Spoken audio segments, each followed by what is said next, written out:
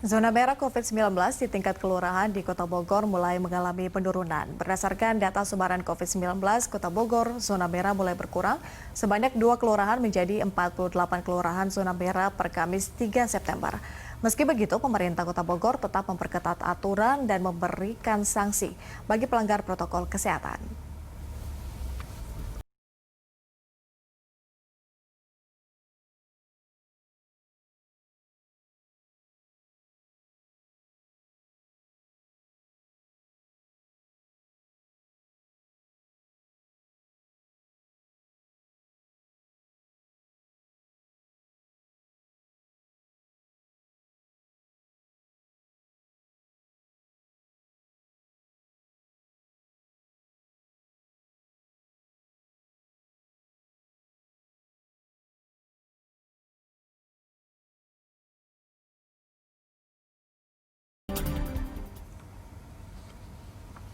Ya, pemirsa, kita lanjutkan perbincangan kita masih bersama Pak Wiko Adhisa Smito, Jubir Satgas Penanganan COVID-19, dan juga ada Pak Agus Pambagio, pengamat kebijakan publik.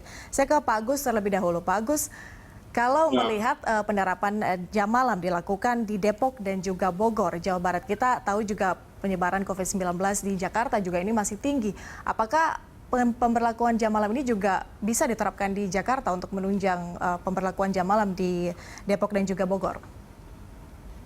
Sekali lagi, apapun kebijakan itu harus ada sanksi. Kalau cuma dihimbau, itu tidak akan banyak. Karena orang kita tidak bisa dihimbau. Orang kita tuh harus dihukum, diberi punishment, dalam hal ini denda. Jadi sekali lagi, saya tidak melihat itu akan signifikan, ya, karena persoalannya ya coba-coba gitu, dan juga tidak ada sanksinya. Memang orang sadar pulang, tapi sebagian masih nongkrong. Kemarin saya lewat Margonda sana itu masih pada nongkrong, ya, padahal sudah malam. Hal-hal ini yang perlu kita cermati. Iya, tapi kan kalau misalnya pemberlakuan jam malam di Depok dan juga Bogor diterapkan, kemudian ditunjang juga dengan pemberlakuan jam malam mungkin di Jakarta, mungkinkah ini lebih efektif begitu, Pak Agus, kalau kita lihat untuk menekan angka penyebaran COVID-19? Ini, kita coba lihat aja sekarang penyebaran COVID-19 di DKI dan wilayah Banten. Ya. Banten itu di bawah 50. Kan aneh gitu, ada di sekitar. Jadi ada persoalan jumlah yang diuji, nanti mungkin masih bisa jelaskan. Jumlah yang diuji kan Banten berarti kecil sekali dibanding Jakarta. Jadi bagaimana kita mau menselaraskan itu. Coba kita jalan ke lintas Melawe itu. Aduh, banyak sekali manusia di situ, anak muda makan tanpa masker, ketawa-ketawa. Nah, kalau kita melihat itu sekali lagi, mau di Jakarta sama, tapi sekali lagi saya selalu berani pada pegang sanksi. Kalau tidak ada sanksi, orang kita dikasih sanksi aja ketawa gimana kalau enggak? Jadi artinya mendidik masyarakat itu memang harus keras, karena kalau tidak ini penyakit tidak main-main. Dan sekarang kan bermutasinya pada orang tanpa gejala lagi. Ini yang sangat berbahaya buat saya, terutama orang-orang di atas usia saya di atas 50 itu sangat membahayakan. Ya, Pak Wiko, bagaimana koordinasi kemudian dari Satgas Penanganan COVID-19 dan juga pemerintah daerah terkait dengan kebijakan-kebijakan yang diambil, khususnya juga dengan penerapan jam malam ini? Ya, jadi kan sebenarnya Presiden sudah mengeluarkan instruksi Presiden nomor 6 tahun 2020 tentang peningkatan disiplin dan penegakan hukum protokol kesehatan yang diminta kepada seluruh pemerintah daerah, TNI, Polri untuk menegakkan itu. Dan beberapa daerah sudah membuat perkada atau peraturan daerah dalam rangka untuk menegakkan disiplin itu, baik menggunakan sanksi, denda, dan akan melakukan penegakan hukum berbasis komunitas, di mana masyarakatnya juga yang akan menegakkan hukum dan diberikan kewenangan untuk melakukan itu berkelompok-kelompok, sehingga secara masif secara nasional itu bisa dilakukan. Jadi memang betul, seperti tadi disampaikan Pak, harus ada penegakan hukum. Instrumennya sudah ada dan perlu ketegasan dari pemerintah daerah. Jadi pengendalinya itu adalah di pemerintah daerah untuk menegakkan itu. Jadi kalau misalnya tadi sudah dicontohkan, sebenarnya kan masih PSBB di Jakarta. Kalau PSBB yang terakhir itu kan harusnya tetap menggunakan prinsip-prinsip PSBB. Jadi harus ditegakkan kalau memang masih WFH 50%, ya WFH 50% begitu ya. Jadi jangan dikembalikan lagi lebih dari 50, ya pasti penularannya jadi. begitu juga di transportasi umum harus tetap ditegakkan. Siapa yang menegakkan? Pemerintah daerah melalui perangkat untuk DKI ya DKI, nanti daerah lain. Jadi semua harus begitu. Daerah boleh saja melakukan kreativitas. Salah satu contohnya jam malam. Jam malam itu kan sebenarnya sudah kembali yang biasanya orang sudah saatnya istirahat. Itu pasti penularannya jauh lebih sedikit daripada pada saat aktivitas penuh di siang hari. Jadi sebenarnya melakukan pengendalian itu harus di setiap waktu, pastikan supaya mulai berangkat sampai kembali itu harus betul-betul ditekan. Dan ini akan berjalan lama, bukan dari itu adaptasi kebiasaan baru itu harus dibiasakan di masyarakat. Dan pengelola gedung, pengelola kantor, pabrik, alat transportasi umum, semuanya supaya ini jadi harmoni seluruhnya. Oke, Pak Wiko, dengan melihat rendahnya mungkin ya bagaimana masyarakat menerapkan protokol kesehatan. Ya, mungkin di beberapa daerah kita lihat untuk pemakaian masker atau penggunaan masker, kemudian juga menjalankan protokol kesehatan, mungkin angkanya sudah tinggi seperti itu. Tapi kan ada juga daerah-daerah atau bisa saya katakan kelompok masyarakat seperti itu yang tidak menerapkan protokol kesehatan atau kurang menerapkan protokol kesehatan.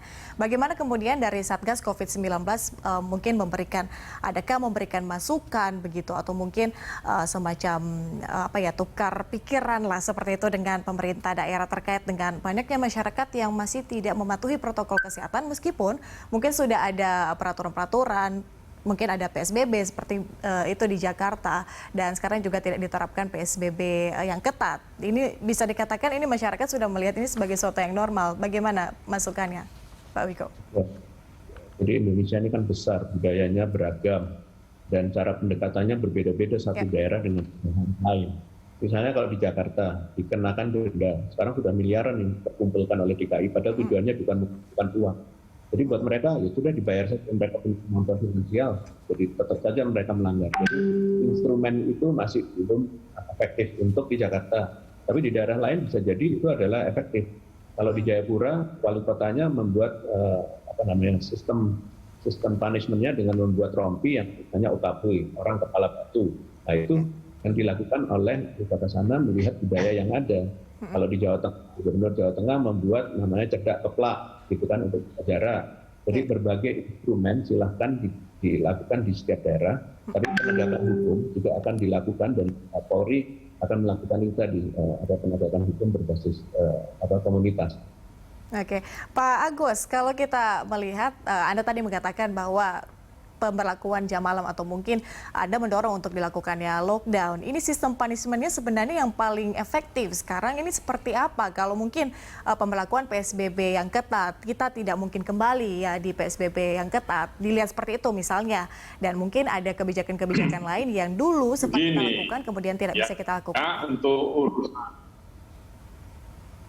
Ya, silakan. Ya, begini. Untuk urusan misalnya saya ambil contoh urusan ganjil genap saja, itu atau masuk ke jalur Transjakarta itu 500.000 orang kapok. Nah ini kan urusannya sama nyawa, harusnya lebih besar dari itu. Karena cuma 250.000, ya kan orang tidak kapok suruh pusap atau suruh tiduran di peti mati gitu, ya ketawa-ketawa aja dia. Ya jadi orang harus ada merasa bahwa dia mengeluarkan uang itu banyak, untuk itu dia tidak akan mengulangi lagi. Jadi di mana pendidikan masyarakat di seluruh dunia itu hanya dengan denda. Ya tanpa denda itu mustahil, karena orang harus merasa berat. Nah makanya lalu jangan digabungkan dengan karena kita miskin, jangan kita denda bukan itu, nggak ada hubungannya. Kita denda supaya dia mengikuti aturan. Kalau nggak mau denda ya pakai masker gitu. Nah urusan itu saja di beberapa hotel saya pantau dia tidak pakai, marah malah. Ya jadi hal-hal semacam ini tidak bisa kalau sekali lagi saya yang percaya pada hal denda itu menjadi alat untuk mendidik. Ya. Tetapi kalau itu tidak dilakukan, ya sulit. Ya silakan dicari secara kedaerahan, secara lokal, ya local wisdomnya seperti apa silakan. Tapi saya nggak yakin kalau itu bisa karena orang tidak serius gitu. Mereka akan serius ketika sanak saudara terdekatnya kena COVID. Teman-teman saya begitu, mereka tolak, oh enggak ini mati urusan Tuhan. Tapi begitu saudaranya kena, mereka baru sadar. Apa mau begitu? Itu yang saya sampaikan. Oke, baik Pak Wiko dan juga Pak Agus, kita akan lanjutkan di segmen berikutnya. Pemirsa tetaplah bersama kami.